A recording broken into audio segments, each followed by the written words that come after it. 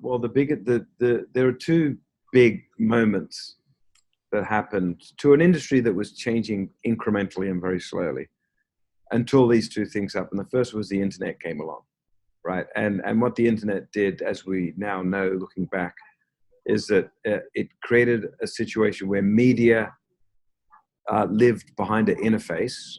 And as a result of living behind an interface, it meant that the person viewing the media started to behave with the media, right? So they could manipulate the media and do things like that. So that's just media as software. And then the second thing was that it was connected to everyone else, right? So all of a sudden you had certain things emerge like network effects, which couldn't have happened in media that was not connected. And so that changed businesses. It changed the way we advertise. And like all of these new things, it took a while for it to be adopted in a really mainstream way. But if you compare it to other media inventions, it was actually pretty rapid. We went from a world, in 10 years where no one was connected to almost everyone was connected, and using this media as this sort of primary way of connecting with the world. And then I think most recently, I think the thing that has even accelerated this further is the fact that the mobile phone or the smartphone has become the best version of the internet. So we went from a world where everyone was starting to connect through browsers to a world where we are connected to everything with this thing in our pocket. And it's not just because it's intimate that it's important. It's also there's native technology within a mobile phone, which makes it more useful. There's accelerometer, there's GPS, there's things that extend this communication device into a tracking device, into something you connect with friends, into something you record and create media with. So it's this incredible meeting point of all of these things, of which advertising is a little part, right? If you think about advertising in a classical sense of interrupting someone to give them a message about your company. So these two things have created an environment where the whole industry has been turned upside down, because the industry, from a legacy point of view, was all about telling brand stories and then pushing them down into the world through templated media, 30-second spot, right-handed print page, to a world where there are multiple contexts of how I might consume media, only one of which is passive, most of which is active in some way, that would include being entertained, getting information, connecting with friends, transacting, tracking something. So there's a whole myriad of things that you can do now. And the advertising industry is trying to catch up with this, because there is a sort of comfort, particularly with the creative culture of industries. There's a comfort around the old world because there was a certain amount of control, and they associate it with storytelling, which there's a very romantic idea about. So everything, I mean, it's sort of incredible if you think back at it. It hasn't been that long. I mean, it's been a few decades, and it's probably the most rapid disruption across everything too, because, we talk about media being disrupted. The first thing that was disrupted was music, primarily because music was the smallest file. So even with a sort of a modem, you could share this little file around it. And then there's just been progressive industries. Media and advertising is one of them, but you look at automotive. The connected automated car can't exist without the internet.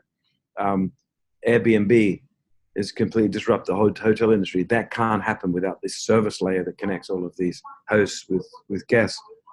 Uber, everything. Like, there isn't an industry that hasn't been affected by this. And advertising was probably, like, after music and media publishing and stuff, advertising was the obvious one to get really disrupted.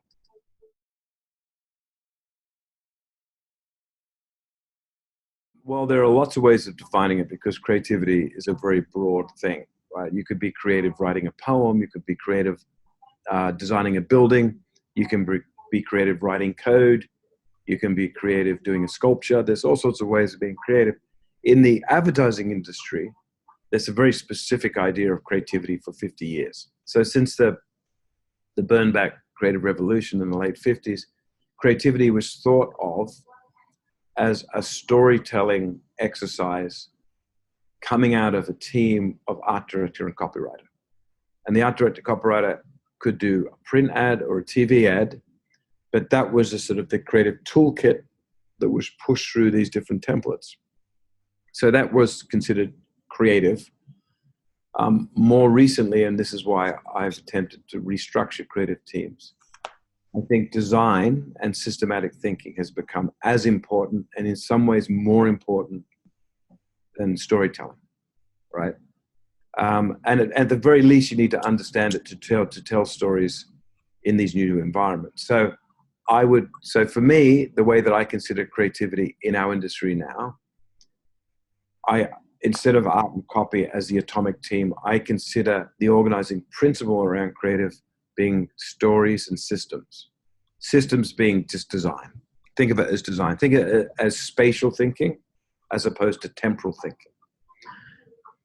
But within those two categories, those two hemispheres of a creative brain, of storytelling and sort of design, there's a myriad of different ways of doing that. I mean, obviously, someone who writes great TV spots may not be the same person who writes classified ads, or who is able to write a narrative for a VR experience, or a piece of social content,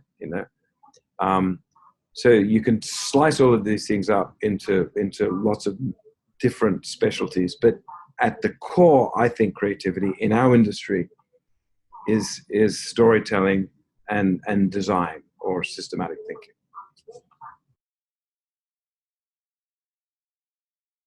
I've been making the argument that more traditional agencies need to restructure around a broader set of capabilities. And because that set of capabilities is so broad, that you need an organizing principle on top. So as opposed to the old model where an art director copywriter can do everything from direct mail to print to TV, and therefore you could build a team which was just a lot of art director copywriters, right? So you could look at an agency from 20 years ago, and unfortunately a lot of agencies now are still structured like this, where you just get an art director copywriter and you step and repeat that, and then you've got a creative department. And there might be some other capabilities around that the art director copywriters decide to pull in at certain times, right? So the problem, and that's worked even to this day. There are agencies that are structured like that, and they're just getting on. The problem is we're reaching this tipping point, and we're starting to see it in the valuation of the holding companies and in their performances and the way that the clients are using them, where it's not working. And so the industry is falling off a cliff. And so this is blind panic right now. And a new model is needed, and new things need to be made. Now, what's interesting about that old model, which came out of the burn back era, was that it was very stable because the industry was stable, the media was stable, our clients were stable until the internet. And what the internet created was this exponential change because of network effects. And so that exponential change is now catching up with the industry, and they have to change. And so if I'm comparing what we did at RGA to like a more traditional agency, the reason RGA was able to create new capabilities when needed and was able to reinvent so quickly was because RGA's medium was the internet. We understood that we designed websites at the beginning, and if you had decided that your medium was the internet, then you needed to change as quickly as the internet changed. So we went from designing hyperlinked brochures to interfaces where you could customize products to storytelling, because all of a sudden the web ate all great storytelling. There was a time when you didn't see Netflix quality storytelling through a browser because the pipe wasn't big enough. But when it did get big enough, as a practitioner in the internet, you had to become good at it. So RGA, because it was very honest about its medium, which was the web, created new capabilities, always created new capabilities. Meanwhile, traditional agencies had divorced themselves from the mediums that they used because they came up with this idea called the big idea, and just assume that that big idea could be pushed down into every medium. And there is a limit to that, because the big idea was just a TV idea in disguise, right?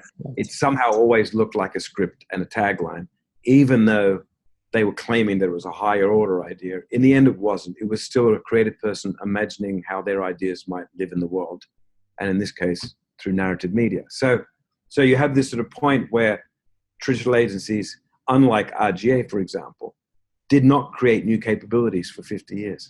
They had the same capability, and they tried to push that capability into different mediums, and it's hit a roadblock. So the only way forward for agencies is to restructure and to redesign. So rather than thinking about the creative exercise just being creating content, the creative exercise starts with, how do you design your own company? How do you organize people? How do you think creatively about how you might bring different talent in, put them in different teams? And how do you reimagine the thing that you're making now through the lens of creativity? Because we are the product, right? Creative people make the product. So that's this crisis that's going on. And what I think makes it uniquely difficult for traditional agencies to make this change is they have cultures of storytellers, and change is a design problem, not a storytelling problem. I'm not going to change a company by giving it a new tagline. I'm going to change a company by redesigning how it operates, where people sit, how they work. And these agencies aren't very good at that because they're storytelling cultures and they don't understand design.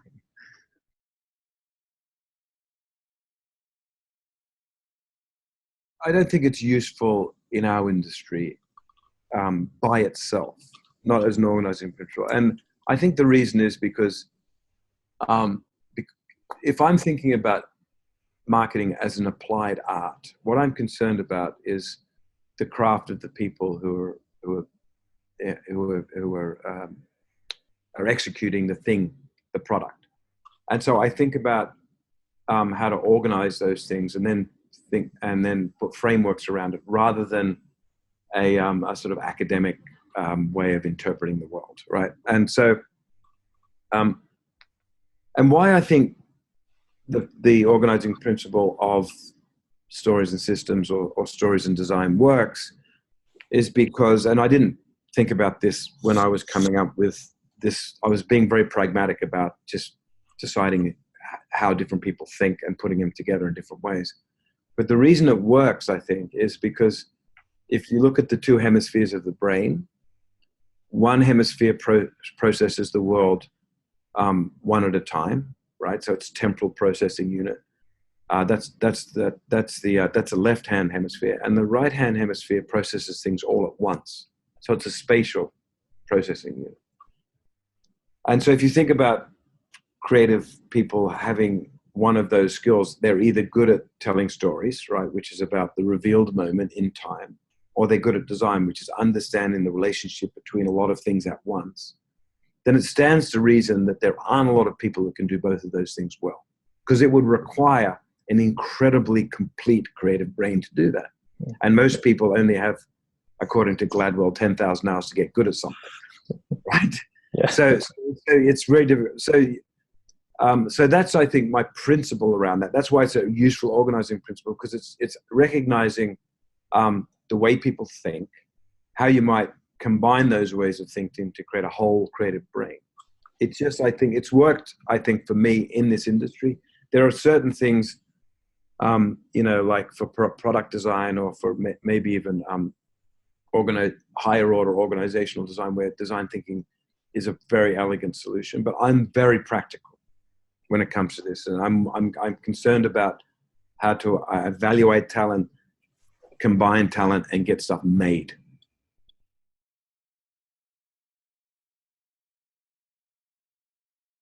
I think what's going to happen in the next 10 years, or even less than that, maybe 5 years, is it's going to, I think one scenario is it deconstructs and then gets rebuilt. So if we use music as a canary in the coal mine, music shrunk by 2/3, and it's growing now on a different structure and a different, it's going from hard media to soft media, and it's distributed in a different way, and the whole economic model around music has changed. I think the same thing's going to happen to marketing, even though it's more complex and some things will be more effective than others. I think that in the end, the advertising or the creative industries will survive, right? Because there needs to be an industry where creativity is the product. So this is why I don't think, some people are predicting that the consultancies are going to pull some of it out, that the Facebooks and Googles are going to pull some of the creative out, and that the clients are going to build internal things. I think some of that will happen, but I don't think when we get through all of this, that that's the only thing that can happen, because you need an industry that is built on the product of creativity, with people that can become boss, that are creative and designers and storytellers. And how that's going to look is going to be lots of different creative minds augmented with technology, but with AI and with other also automation tools, but still essentially a human industry, an industry that is more imaginative than mechanical.